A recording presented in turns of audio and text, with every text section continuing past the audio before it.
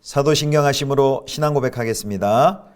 전능하사 천지를 만드신 하나님 아버지를 내가 믿사오며 그 외아들 우리 주 예수 그리스도를 믿사오니 이는 성령으로 잉태하사 동정녀 마리아에게 나시고 본디오 빌라도에게 고난을 받으사 십자가에 못 박혀 죽으시고 장사한 지 사흘 만에 죽은 자 가운데서 다시 살아나시며 하늘에 오르사 전능하신 하나님 우편에 앉아 계시다가 저리로서 산자와 죽은 자를 심판하러 오시리라. 성령을 믿사오며 거룩한 공회와 성도가 서로 교통하는 것과 죄를 사하여 주시는 것과 몸이 다시 사는 것과 영원히 사는 것을 믿사옵나이다. 아멘.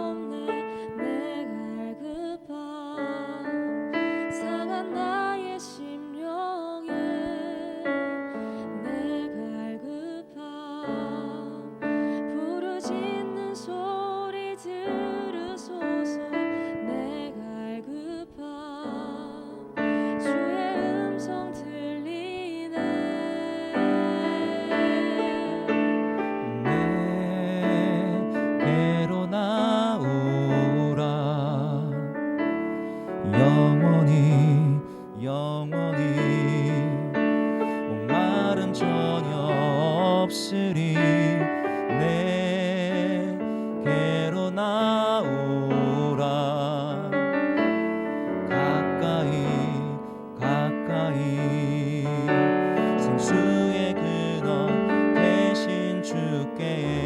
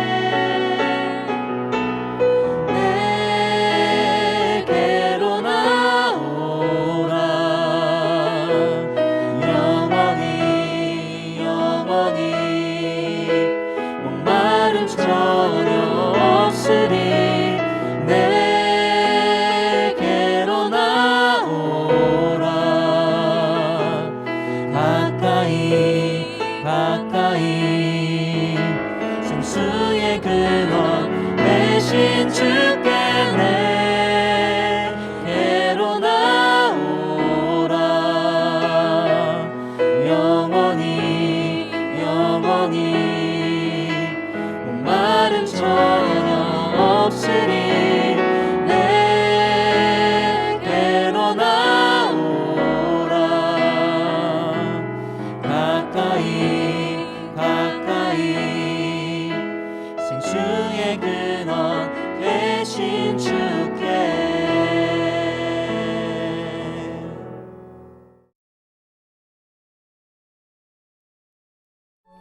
세상이 너희를 미워하면 너희보다 먼저 나를 미워한 줄을 알라. 너희가 세상에 속하였으면 세상이 자기의 것을 사랑할 것이나 너희는 세상에 속한 자가 아니요 도리어 내가 너희를 세상에서 택하였기 때문에 세상이 너희를 미워하느니라. 내가 너희에게 종이 주인보다 더 크지 못하다 한 말을 기억하라. 사람들이 나를 박해하였은즉 너희도 박해할 것이요 내 말을 지켰은즉 너희 말도 지킬 것이라. 그러나 사람들이 내 이름으로 말미암아 이 모든 일을 너희에게 하리니 이는 나를 보내신 이를 알지 못함이라.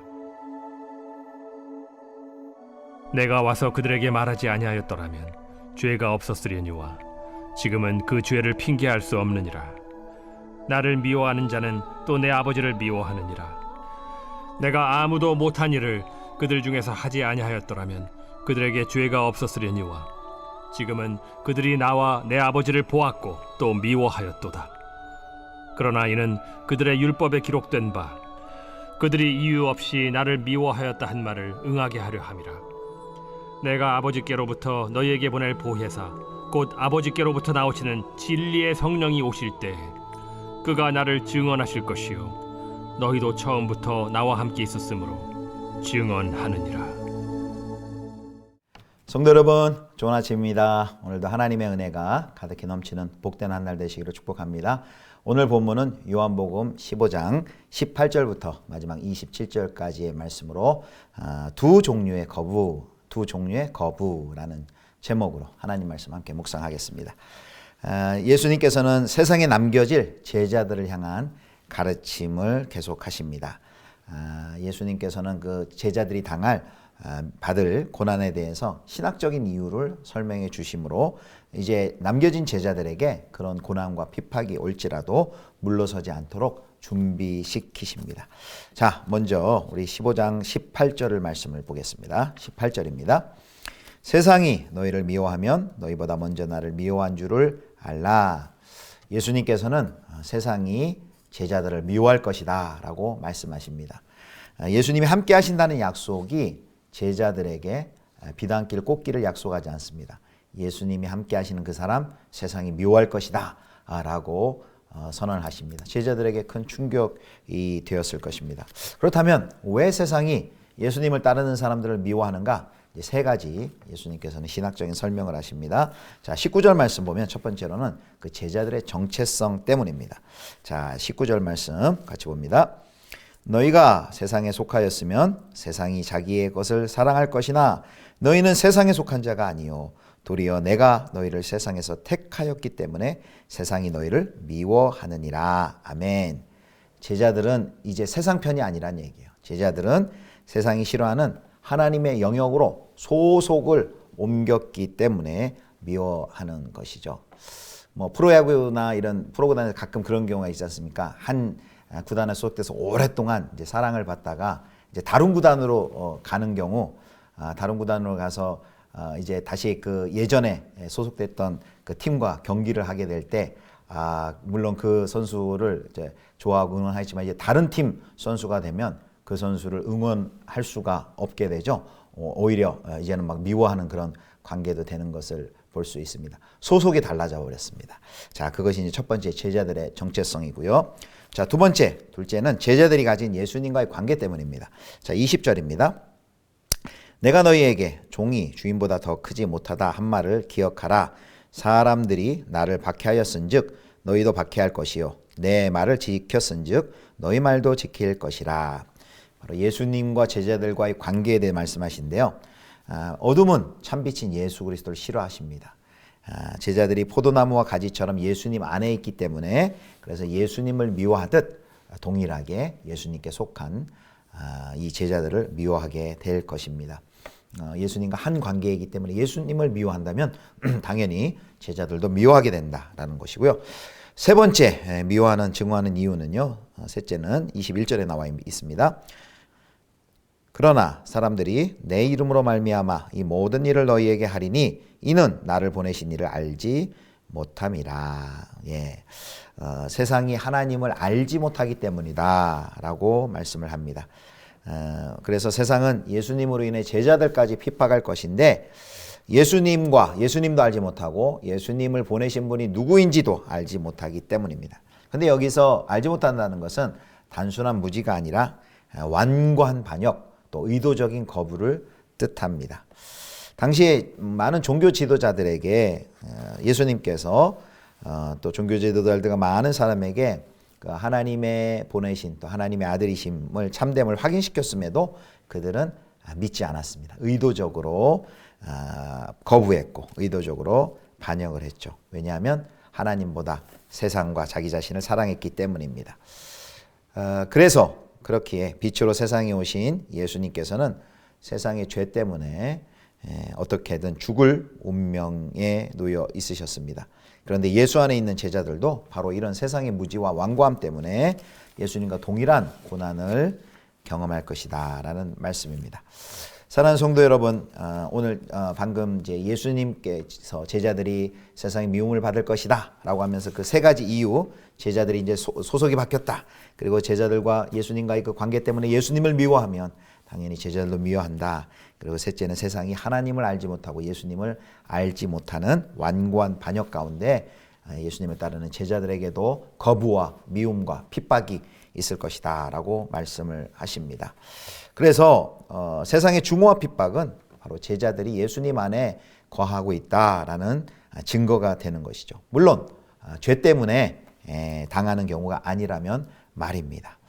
그래서 세상의 적대감은 바로 제자들의 신앙의 문제가 있기 때문이 아니라 오히려 그들이 예수님의 사람임을 드러내는 증거였습니다. 그래서 예수님을 선택한다는 것은 우리에게 그의 영광만이 아니라 그의 고난도 같이 선택하는 것이죠. 그 영어 표현 중에 그런 것이 있지 않습니까? No cross, no crown. 십자가 없이 왕관도 없다. 예수님을 따른다는 것은 영광만이 아니라 그의 고난에도 우리가 함께 한다는 것을 말씀을 해 주시는 것이죠.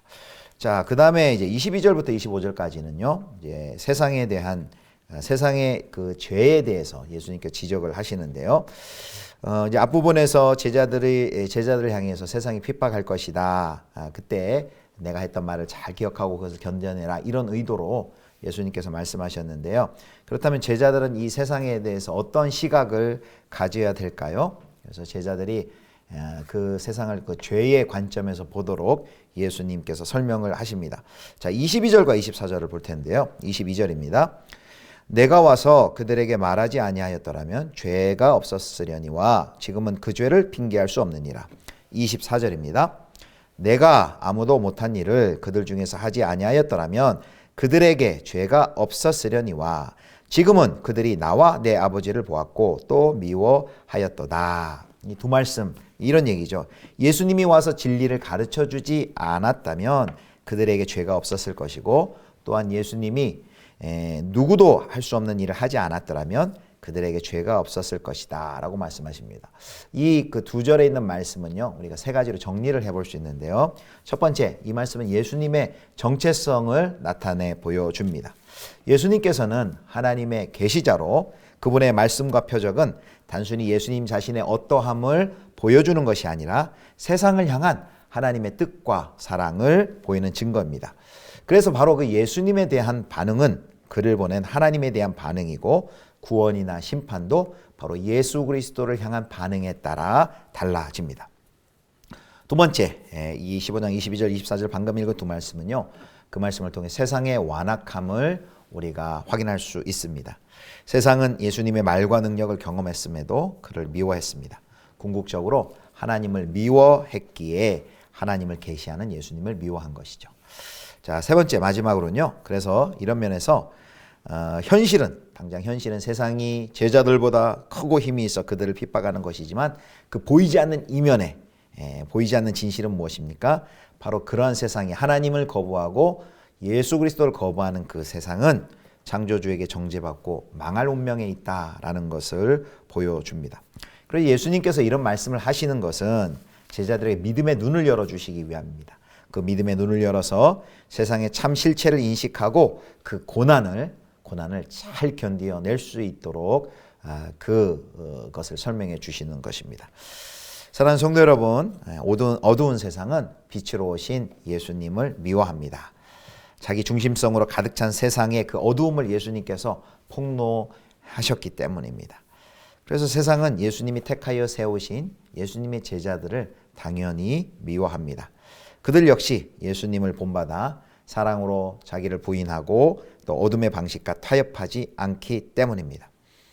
그래서 이기심과 또 자기 이기심과 경쟁심으로 가득한 그 세상에서 이런 예수 그리스도의 길을 따라가는 사람들은 낯설고 불편한 존재가 되었고, 그들에게 이 세상의 거부와 미움과 그리고 협박, 또 어려움은, 고난은 예수의 제자들에게 피할 수 없는 숙명인 것입니다. 그래서 오늘 말씀은 예수님께서 우리에게 이렇게 말씀하십니다. 나를 따를 때 세상의 거부와 핍박은 당연한 것이다 라고 말합니다. 이 당시 이제 요한복음이 써질 때가 이제 1세기지 않습니까? 1세기 로마 시대의 그 압제 가운데 초대교회 많은 성도들이 예수님을 따르며 많은 고난과 핍박을 받았습니다. 그래서 요한복음의 저자인 성경 기자는 그들에게 또 이 말씀을 기록하면서 그러한 고난과 핍박이 예수님을 따를 때 있는 고난과 핍박이 당연한 것이고 그러나 그들이 심판 가운데 있다는 것을 또한 보여주는 것이며 그 고난과 핍박을 잘 견디어내길 소망하는 마음으로 아마 이 성경을 기록했을 것입니다. 그런데 이제 2000년이 지난 21세기 우리 한국의 상황에서는요, 물론 여전히 그것이 진리이고 예수 그리스도를 따를 때 신앙의 모습에 서 있을 때 세상이 가해오는 그 핍박과 도전, 거부, 미움이 여전히 있지만 우리는 또 한 가지를 생각하지 않을 수 없습니다. 아까도 잠깐 지나가면서 이야기했지만 우리가 예수 그리스도 제자로서 바른 신앙에 서 있을 때 당하는 거부도 있지만 또한 예수 그리스도를 잘 따르지 못하는 오히려 세상에 죄를 지을 때 죄악으로 말미암아 우리의 연약함과 실수로 죄로 인하여 거부당하는 경우도 있다는 것입니다. 최근에 여러 가지 통계에서 코로나 이전에 한국교회 신뢰도가 32%에서 코로나를 통과하면서 21%로 이제 급격하게 하락됐다는 이런 이야기들 들으셨을 것입니다. 특별히 코로나를 통과하면서 한국교회 신뢰도가 많이 떨어져 있습니다. 그래서 안타까운 이야기지만요, 개신교인에 대한 그런 이미지 중에서 거리를 두고 싶은 이중적인 심지어 사기꾼 같은 이런 표현들도 있습니다. 참 안타까운 결과이지요. 코로나19 이후에 이렇게 개신교 교회의 이미지가 많이 급격히 하락해 있음을 보여주고 있습니다. 그래서 오늘 저희는 특별히 요한복음 15장 말씀을 묵상하면서 이렇게 예수 그리스도를 신실하게 따라갈 때 당하는 거부도 있지만 우리가 마땅히 해야 할 것을 하지 못하는 잘못과 죄로 인하여서 교회답지 못한 모습으로 인하여서 당하는 거부나 미움은 아닌가 우리가 한번 자성해야 할 필요가 있습니다. 자, 이제 마지막 26절, 27절인데요. 이제 성령과 제자의 증언에 대해서 말씀하십니다. 자, 예수님께서는 제자들이 이제 세상의 박해 때문에 낙심하지 않기를 원하셔서 이러한 고난에 대해서 미리 경고하셨는데요. 그럼에도 불구하고 이제 예수 그리스도의 증인의 사명을 계속해서 감당하여 나가기를 당부하십니다. 자, 그러면서 이제 두 증인을 소개하는데요. 자, 15장 26절 27절입니다. 내가 아버지께로부터 너희에게 보낼 보혜사 곧 아버지께로부터 나오시는 진리의 성령이 오실 때에 그가 나를 증언하실 것이요. 27절 너희도 처음부터 나와 함께 있었으므로 증언하느니라. 자, 첫 번째는 예수님이 하나님으로부터 제자들에게 보낼 보혜사 곧 진리의 성령께서 증인이시다라고 말씀하십니다. 여기 보혜사라는 것은 예수 그리스도를 대신해 행하시는 도움과 격려의 사역을 시사합니다. 그리고 진리의 성령은 성령께서 행하시는 교훈과 조명과 상기시키는 이런 사역을 가리킵니다. 그래서 성령께서는 이제 머리와 관련된 또 마음과 관련된 이런 사역 이 모두를 돌보십니다. 자, 두 번째는 이제 제자들인데요. 그 증인인데 또 다른 그룹은 제자들인데 바로 예수님의 사역에 처음부터 함께 있었기 때문에 그의 가르침과 표적뿐 아니라 세상이 어떻게 예수님을 거절했는지를 다 보고 들은 이제 사람들입니다. 바로 이 두 증인, 보혜사 성령님과 예수의 증인들이 바로 예수님이 떠난 후 세상이 제자들을 미워하는 상황을 배경으로 세상에 예수 그리스도를 증언할 존재들입니다.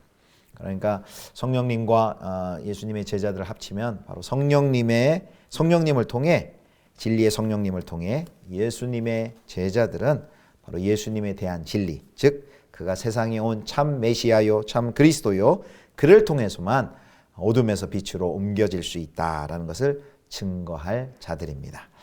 사랑하는 성도 여러분, 우리 모든 신자는 바로 이런 예수 그리스도의 증인입니다. 바로 불신자들은 바로 예수님의 제자들을 통해 그들을 봄으로써 예수님에 대한 그들의 의견을 형성해 나갑니다. 그래서 구약신약도 크리스토퍼 라이트는 신명기 주석에 보면 성도는 세상 사람들을 향해 펼쳐진 책이다 이렇게 표현합니다. 그리고 이 세상 사람들이 그 책을 읽고 바로 하나님이 누구신지 알아가게 된다는 것이죠. 세상이 환영하지 않더라도 그래서 우리는 예수님을 증언하는 일을 계속해야 됩니다. 세상이 거부하고 미워하고 핍박하더라도 예수님께서는 이 증인의 사명을 우리에게 부탁하셨습니다. 그래서 우리 힘이 아닌 바로 성령님이 격려하시고 또 우리 주 예수 그리스도께서 인정하시니 우리는 포기하지 않고 이 사명을 끝까지 감당해야 됩니다. 바로 저와 여러분이 하나님의 신실한 증인으로 고난과 거부와 어려움이 있을지라도 성령의 도우심을 의지하여서 삶의 자리에서 예수 그리스도를 증언하는 신실한 주의 백성으로 사실 수 있기를 주님의 이름으로 축원합니다. 기도하겠습니다. 하나님 아버지, 우리가 예수 그리스도를 바르게 따라갈 때에 이 세상이 우리를 거부하고 미워한다는 것을 우리가 확인하였습니다. 하나님 아버지, 어떤 거부와 또 미움과 고난이 있을지라도 성령님 의지하여서 신실한 믿음의 길 걸어가게 하여 주옵소서. 특별히 하나님, 우리 한국교회 우리 성도들이 하나님 세상에 마땅히 감당해야 할 하나님 책임과 사명을 잘 감당하지 못하는 연약함으로 인하여서 하나님 교회 신뢰가 많이 떨어져 있습니다.